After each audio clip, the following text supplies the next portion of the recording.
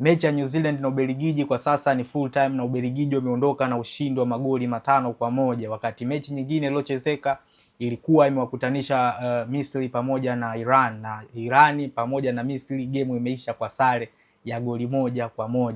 Kwenye first half Ubelgiji walikuwa vizuri na kuondoka na uongozi wa goli 1. Kurudi kwenye kipindi cha pili Trossard akawafungia goli la pili na hivyo kuendeleza kuwa na siku nzuri.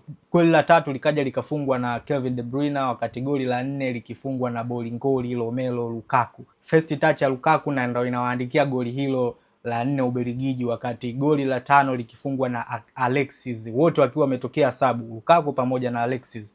Game nyingine kwa kutanisha Iran pamoja na Misri yenyewe imeisha kwa goli zile zile ambazo walianza nazo kwa kipindi cha kwanza.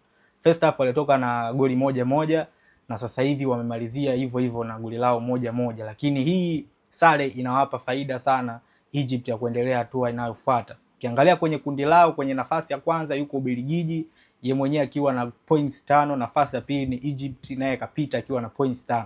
Ubelgiji anakaa juu kwa faida ya goal difference, ana plus ya goli 4, wakati Misri yeye anakuwa na faida ama plus ya goli 2 ambazo zinamfanya kukaa kwenye nafasi hiyo ya pili. Wote hawa wawili wanafuzu kwenda raundi inayofuata kwa maana ya round of 32, na hizo ndo zilikuwa mechi za mwisho kwa siku ya leo.